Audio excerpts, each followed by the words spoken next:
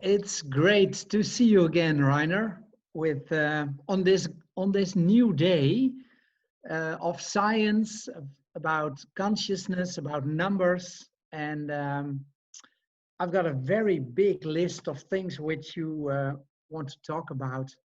Numbers like 423 and 453.3, and people like Pythagoras and prime numbers and rational numbers. So I'm very curious.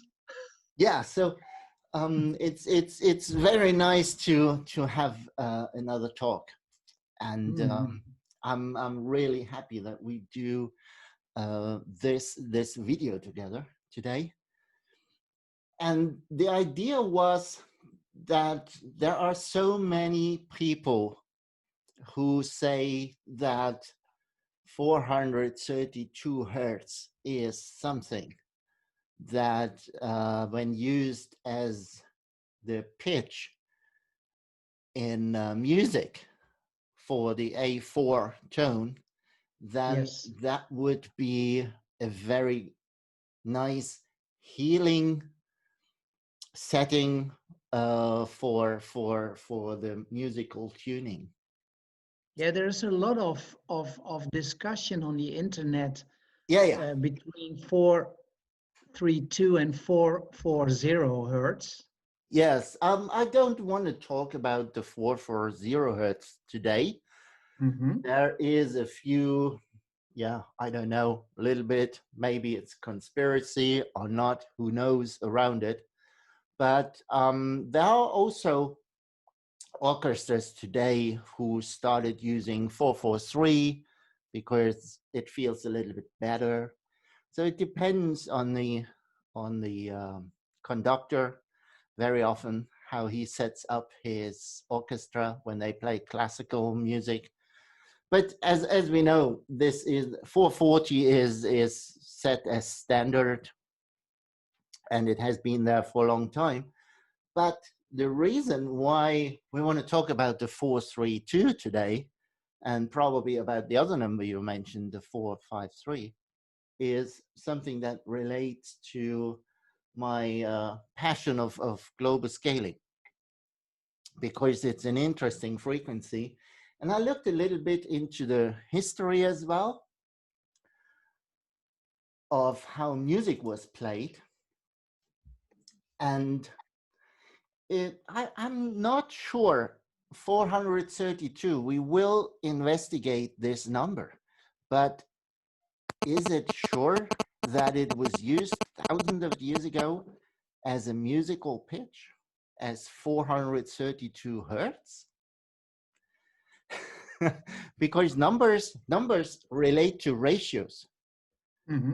And do they relate to seconds? And who knows? I don't know. I'm curious.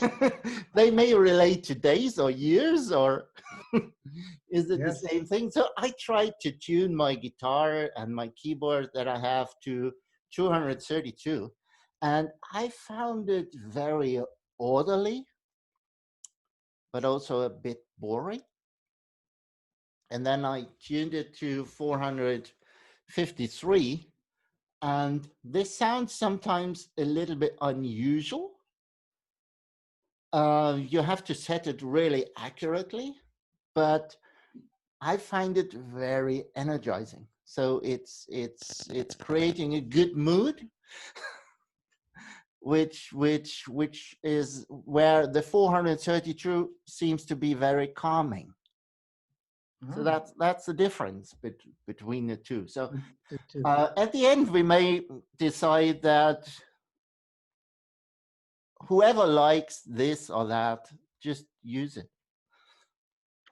Well, let's explore it. And that's it. So it was probably Giuseppe Verdi who said that the music must be played in 432 hertz when he composed his music. But I also read on the internet that he did it simply for practical reasons. That was easy for his singers to follow. Then I found a website that is called ask.audio, And there is a person, Asafda Zago, who was looking into all the mysticisms around the 432 and what people say about it. And what I found on this website was a graph, a table of historical tunings for the note A4. And this is kind of really interesting.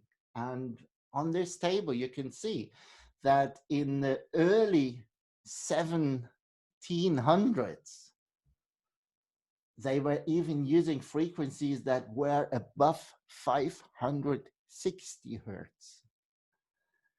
And then later, around 750 or so, they were using frequencies that was about 390.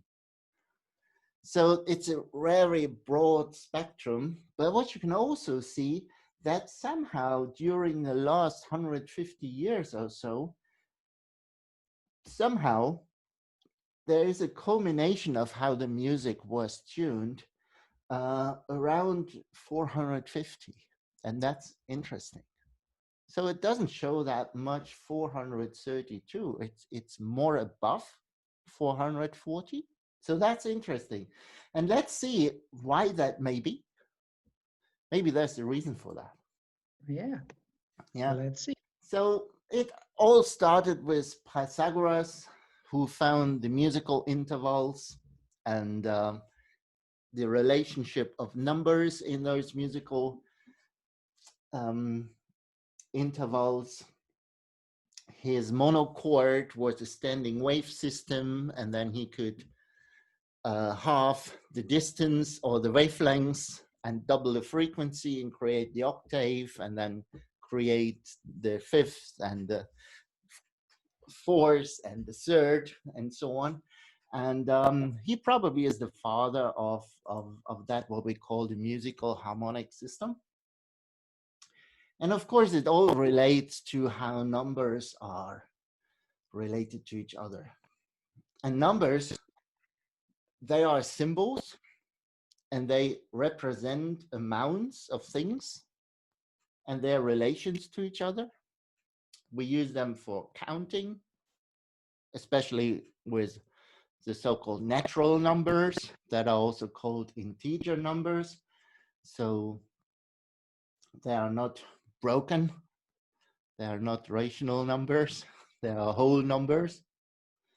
And then there's an interesting thing, prime numbers and prime number factors. I don't want to talk about these ones too much today. There is another video where I was talking about it. I've seen it. There's a lot of interesting things about it. And it's about a week ago. Yeah, I saw it. But you said one very important thing. You could see numbers as symbols. Yes. Yeah. Numbers are just symbols, and they represent certain amounts. So whatever you count, you can count 10 cherries and have 10 whatever kind of flowers, and you would say, oh, the amount of both is a quantity, it's 10, it's both the same. But the quality of these things may be different, because one is cherries, the other is flowers. So it's describing amounts or quantities. Yeah. And numbers can be replaced with letters. Yeah, so there are so many people using numerology and using the 1 for the letter E, the 2 for the letter B, and so on. So it's all about symbols. It's just another, and even in mathematics, we have the X and an epsilon, and not epsilon, the Y, X and Y and Z and N or whatever K we use as a symbol, and it describes a number. Yeah, or the number pi. Well, we don't say it is 3.14 whatever. We just say pi. It's a symbol. The pi letter is a symbol for that number, and this is what it does. There are some interesting numbers that are called transcendental, and pi is one of them. And the other important number is Euler's number. And we will talk about Euler's number a little bit later. Natural numbers, they all relate to each other. So we can say 2 times 2 is 4, and 2 times 3 is 6. And this is how in the 6, the 2 and the 3 are embedded as cycles or ratios. And those ratios, and this is now interesting, those ratios create resonance. And resonance is always something where you can exchange energy when something resonates. And in music, there is something that is called consonance. So that you have in an accord, you have certain tones. Like let's say in a fifth or in a third, you have 2 tones, and they sound nicely together. Mm-hmm. And then we say it's consonant. And then when you have something that is just squeezing, you say, no, this is dissonant, so you don't like it. So there's no harmony within those numbers and within those chords. And there is a little bit of history in the early Middle Ages. The fifth was the only one that sounded consonant for people. And it was only in maybe the 19th or 20th, early 20th century when the septime became consonant for us. So in blues and jazz music, there are lots of septimes used. And for many of the old people, it still may sound quite dissonant today when these chords are used. But what's important here, that with this consonance, there is also resonance, and there is multiplication and divisibility. So there is embedding and ratio to each other that causes energy exchange. Right. That's important, I think. Energy exchange. Yeah, that's important. And we all know what happens when we do this. So you remember the bridges that could break when they are not built right. Glass. So or glasses, when you excite them with the right frequency, and then it's not depending on the intensity of that energy, it's only depending on the time. So the longer you do it, it's an accumulating effect, because the energy is collected in that resonance cavity, and then it just breaks, blows up. Blows up. When it's too much, it blows up. Yeah, and interestingly, we don't want to find that too much in nature. Because if you do this is it possible to build up that energy that for example, a cell blows up? Yeah, but nature has put something in there that it doesn't happen. And what's that? That's that's related to a transcendental number, and that's related to Euler's number E. Okay. And that is 2.7181. And why is it called transcendental? There are huge amounts of transcendental numbers which are known, but there are only probably 2 which are really important. One is pi, and we need this for circles and balls. And the other one is Euler's number. And Euler's number is really unique. Because what does transcendental mean? Let's go back to rational numbers. So With rational numbers, we can create resonance. Irrational numbers have, these are ratios that are broken, and those irrational numbers never end. One example is the square root of 2, for example. It never ends. It's an endless number. Pi is also irrational, but it's also transcendental. But what you can do with the square root of 2, if you multiply it with itself, so square root of 2 times square root of 2, you get 2. And this is a whole number. So you can create resonances with irrational numbers. With transcendental numbers, whatever you do to them, the result will always be a transcendental number. So transcendental numbers are there to avoid resonances. So they will always be stable. They will always be stable. And the number E, Euler's number, is something, because you know the E function or the natural logarithmic function. Yes. And then there is something in mathematics that is called the derivative, which is a kind of tangent to the function. And this is how the function changes. So it's the rate of change. And for the number E, the rate of change is the number itself again. So for stable systems, it's not only that the number E is very stable or can create very stable systems, also how it will change is avoiding resonance. So it's kind of super stability that it can create. And what we need in matter, I think, in our body system is also stability. Yeah, yes, of course. We need resonance because we want to exchange energy, but we also need stability. Yes. And that's why the natural logarithm exists.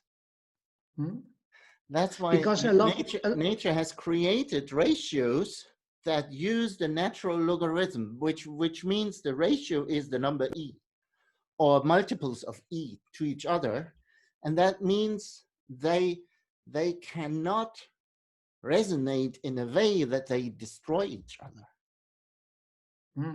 This is what we want to reach. Yeah, that's something which is for a lot of people is not easy to understand, because when you talk about resonance, usually you think this is okay, this is good, I need resonance. Yes, because of course, resonance is the best way to exchange energy and information with that energy. But the next part is, that's an exchange, but to create something, you need more stable systems. Yeah, and it's a time-depending thing. So if you resonate with something for a shorter time, you can use that channel. Yeah. But if it's a long time, tune to something else. If it's a too long time, it will may be not so beneficial anymore. Yeah, and that's why everything is arranged in the universe in ratios that have this Euler number as a zoom factor on the scale, because I want to avoid resonance and create very stable systems over billions of years. Interesting. So that's a great thing. There are also many other things for the number E. We find musical harmony in it. We find the octave, we find the fifth, the fourth, the major third, the minor third. All those intervals are inside the structure of the number itself. But this is something I was talking about in the other video. Let's talk about 4-3-2. Yes. Because that's that's kind of an opposite of it. Because we didn't talk a lot about prime numbers and prime number factors. But here, with 432, we can find that this is a number that is made of 7 so-called prime factors. So a prime factor is a prime number. And as an example, number 8 is made of 3 prime factors because it is 2 times 2 times 2. Yeah. And that is 3 times the 2, and that is 3 prime factors. The 5 is only made of 1 prime factor, which is the number itself. 10 is made of 2 prime factors, the 2 and the 5. And 432 is made of 7 prime factors, which is a lot.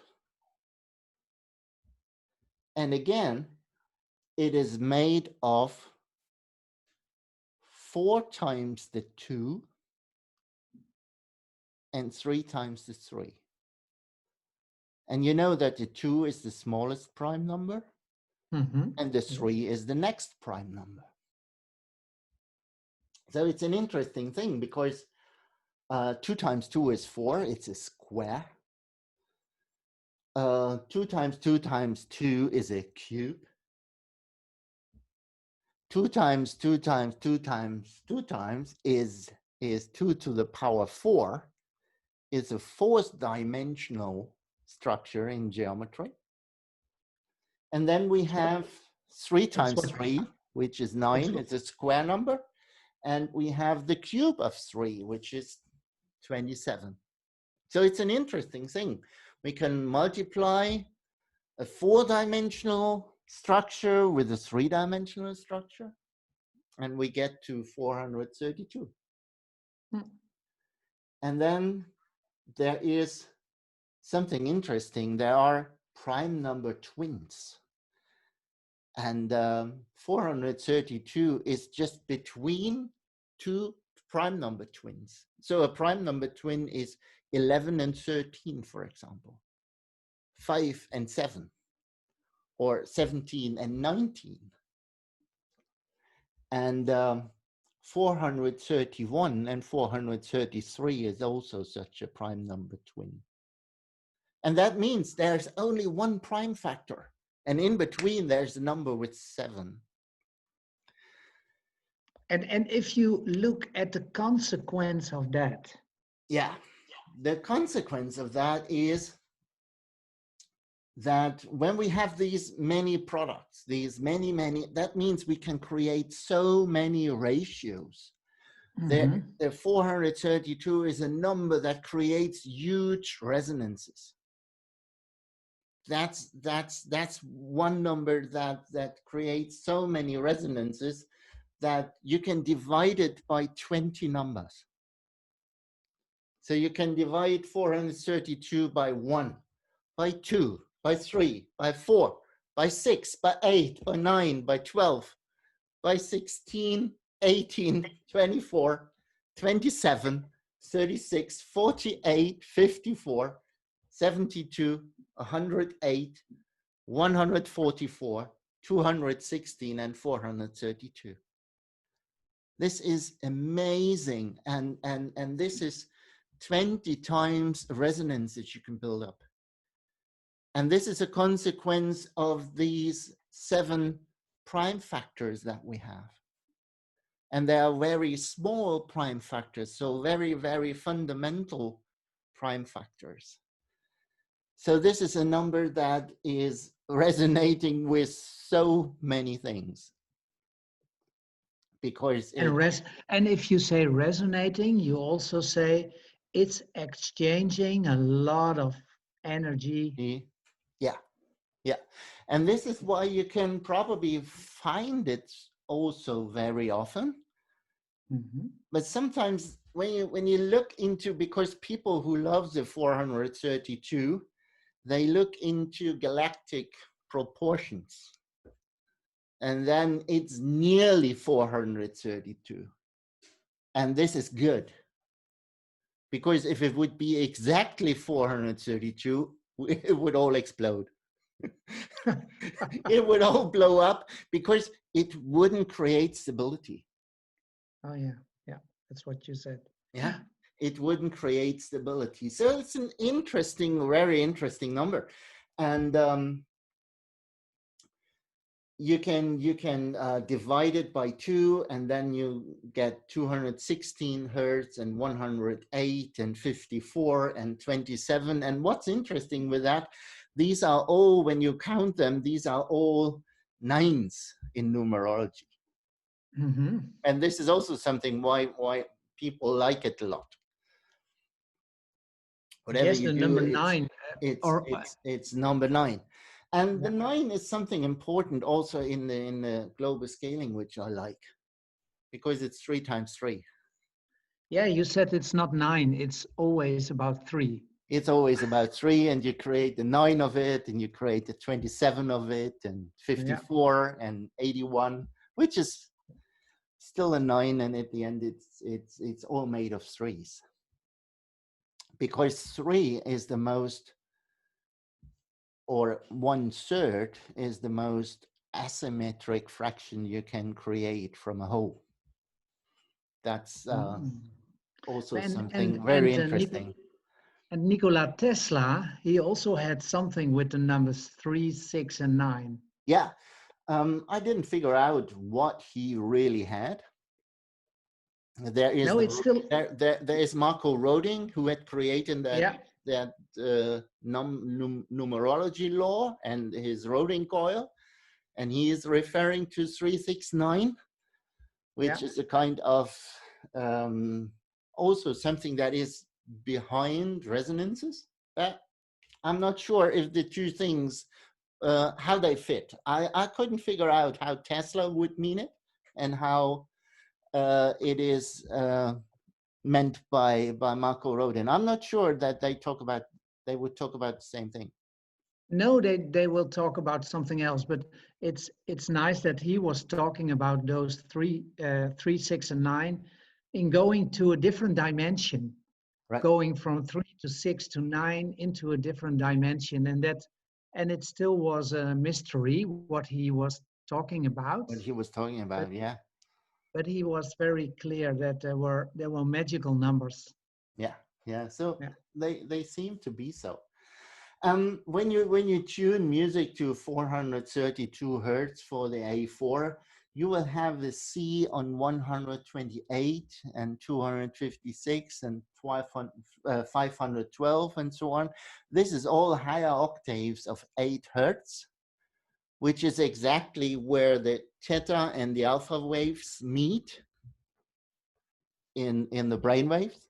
It's also very close to the Schumann frequency. Yes. It's not exactly that. And they also call this the scientific pitch. When things, because that is basically the scientific pitch is the logarithm of 2 to basis 2. That's 2, 4, 8, 16, 32, which is used in computer science everywhere. But this is something nature would never do. Because it's about backups. If you have a mistake in one generation, because when you divide things and multiply things, then you always have, when you make 4 of 2 and you have a mistake in the 2, you get everything to the next generation, and the mistake is in 4 things. And then it will be taken to the next 8. So you'll have the mistake always in everything.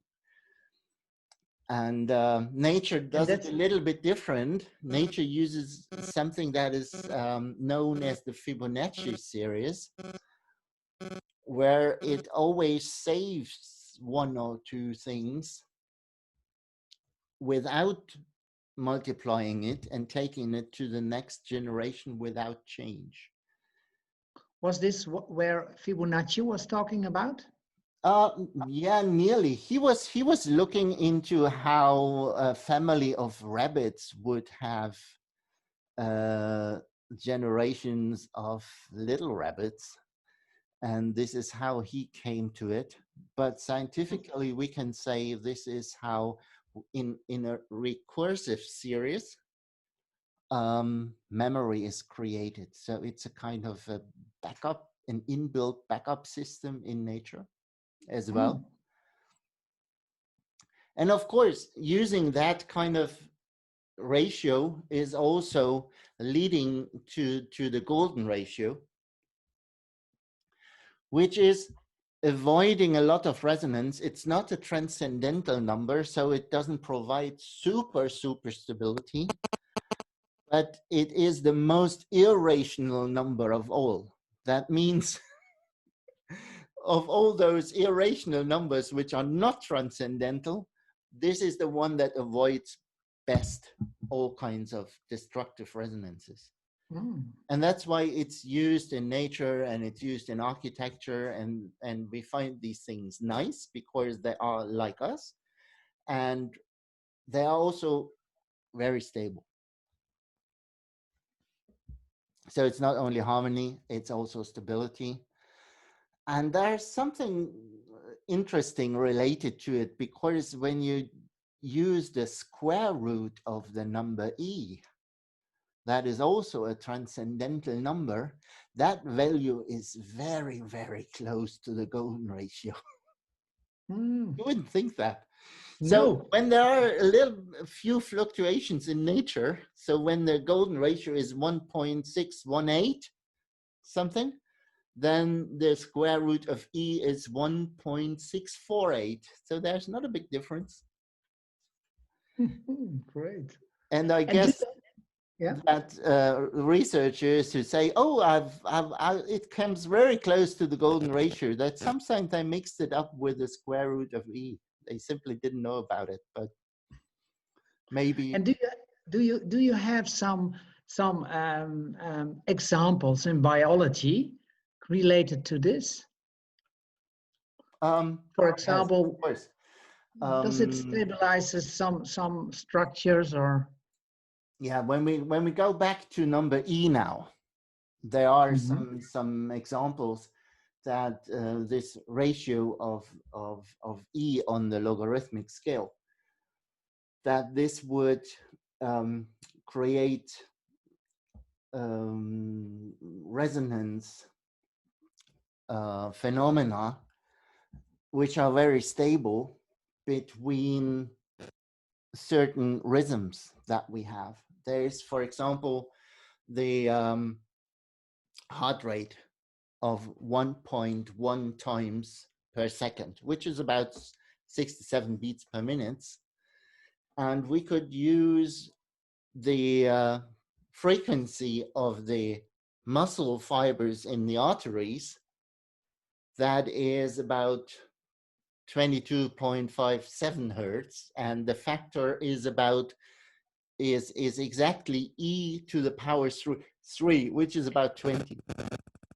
And of course, the vibration of the arteries don't want to charge the heartbeat, and the heartbeat doesn't want to charge the arteries so that they would destroy each other. They want to work together and keep the system in stability for a long time. And that's why they use a multiple of E.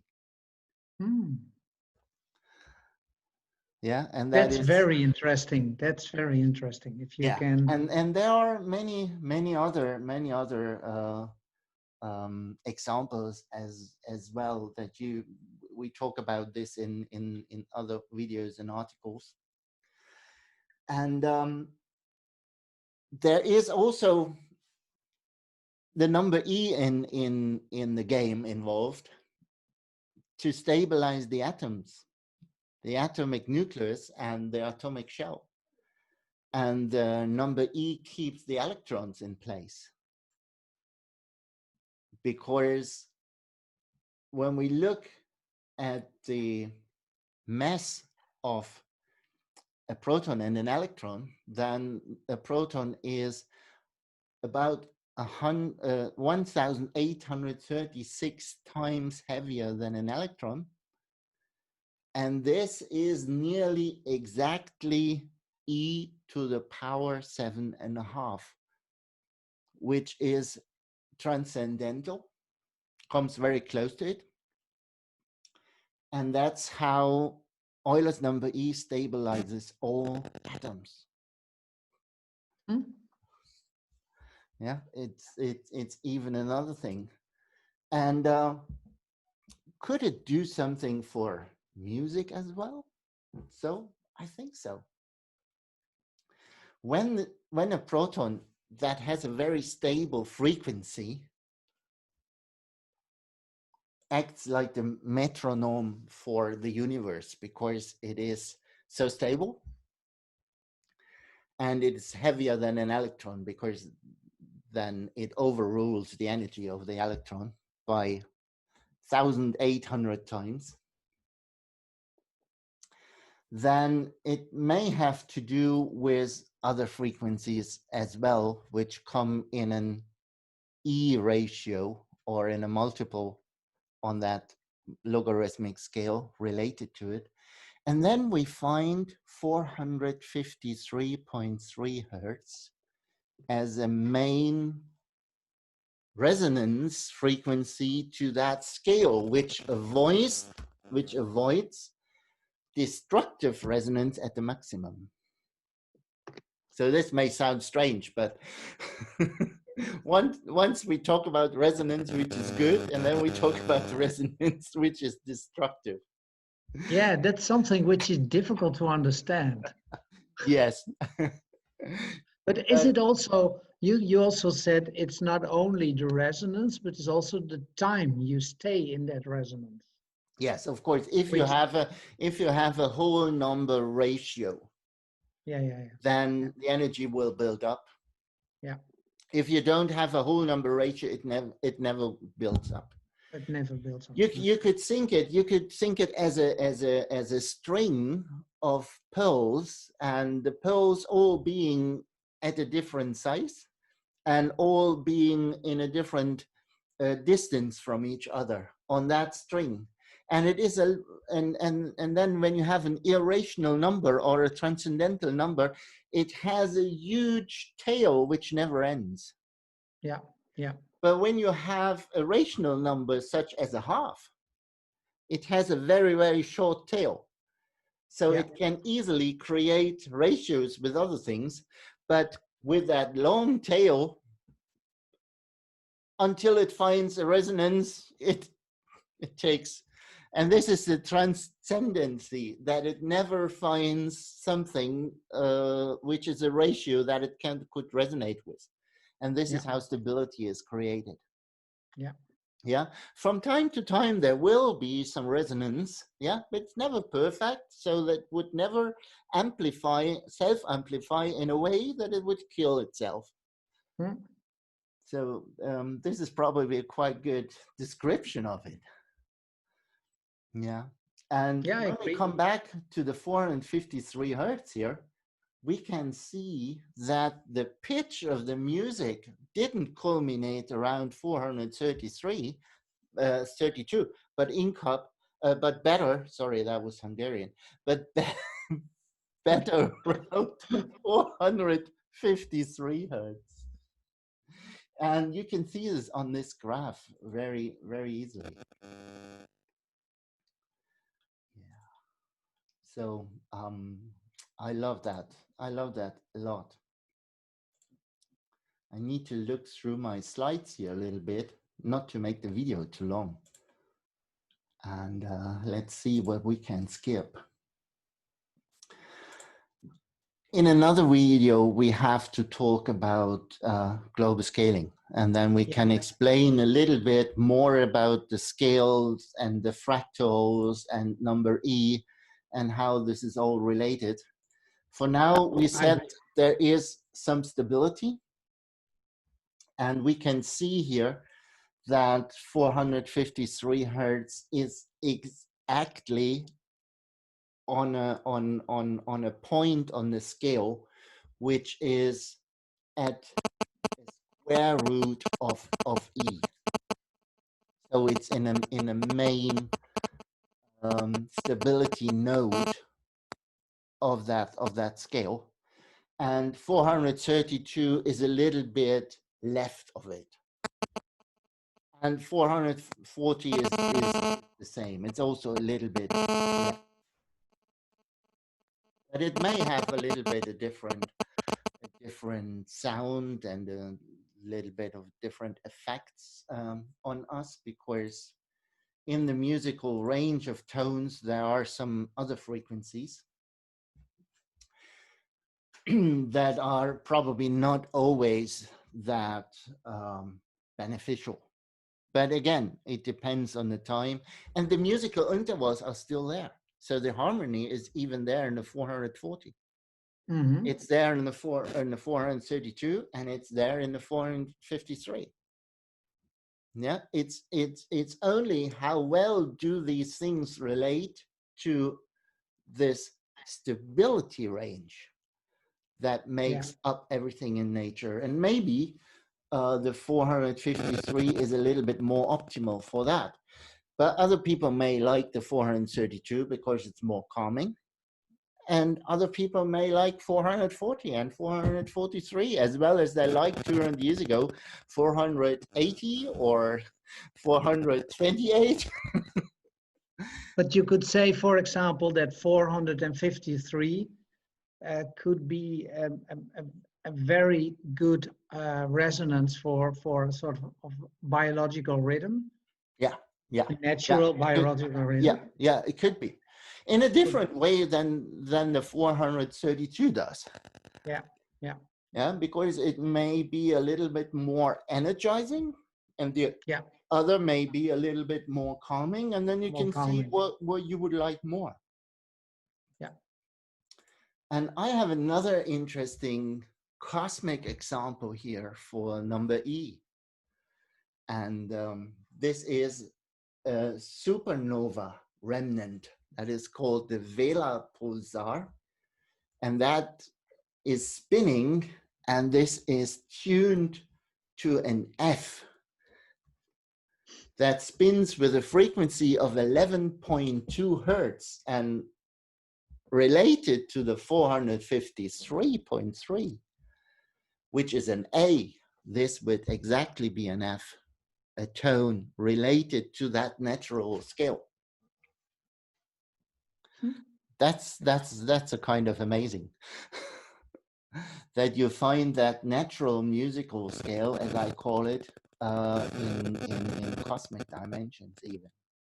Yes. Yeah. And then there is an interesting calculation which I did, because you can always jump from e to the power of 1.5 to the next node on the scale, to the next stable so-called island. Mm-hmm. And then that's very interesting, because the frequency for the heartbeat is a C sharp. The frequency for the main frequency of the brain is a D sharp. And the main frequency for the muscle oscillation is an F. And the main frequency for your eye receptors is a G. And then the 453 is the next one, which is, of course, the A. And then there's 2031, which is related to hearing and the ears, and that's a B. And then the next one with 9,100 hertz is again a C sharp. So you can find the musical tones in those main notes, which is just amazing. And these main notes are stable? Yeah, they are so-called important biological attractor frequencies. And they are only attractors. It doesn't mean that the heart always runs on 67 hertz. 67 beats per minute. because if it would do so, we would get in trouble. So biology is always able to have the ability to fluctuate around that. So it can be faster, it also can be slower between certain boundaries. And these boundaries are also given by the scale distribution. So that's also interesting, but that's again for something else that we can talk about it. And these are only the attractors. So it always means that if a heart is beating 67 times per minute, then it uses least energy. And it may be that it is very weak and it's not able to run faster or slower anymore and cannot adapt to requirements from the environment. So this is something which is not good. And the old Chinese knew it. I heard a quote a few days ago that the Chinese said, when your heartbeat is constant, you are in trouble, you die. When it varies, you live. When it's constant, you will die. When it stops, you are dead. It's the same what HeartMath is saying with their heart variability coherence. Yeah, yeah, of course. That it's never the same. It's always a bit more. There are some variabilities in it. Right. And yeah. then you're healthy. Yes, yes, and it has to be because it's the same thing. So this is what life is. Yeah, we explore something, we put energy in, but then we come back. Yeah, yeah, nice. Yeah. Thank you very much, Rainer. I liked it very much, and I know everyone who listens to it has to listen it for a second time, because there are so many things you said which need to slowly get into your mind because it's difficult. Yeah. But it's also very interesting, and I hope to speak with you soon again, and that we can do this on a regular basis. Yeah. And Yeah. I had a lot of fun, and I also always learn a lot every day. And I used to watch Hartmut Müller's video channel on YouTube, which is called Interscalar. And he has a different that's even worse. If he starts talking, you cannot follow what he is saying. Too difficult for us. Yeah, you can follow. So I can follow him, and he tries to speak very clearly and slowly. And it's the same thing. You have to watch it a few times. Of course, I did it over many years. And that's why it's much easier for me. But if you hear the same thing from other people, and that may be fun. What we could do is maybe for next time try to translate this, what you say, to global scaling.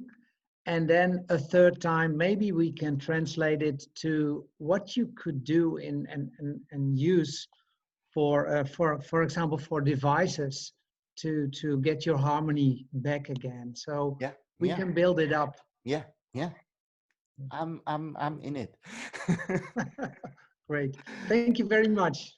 Yeah, thank you, Emrik. Okay. Bye-bye. Bye-bye.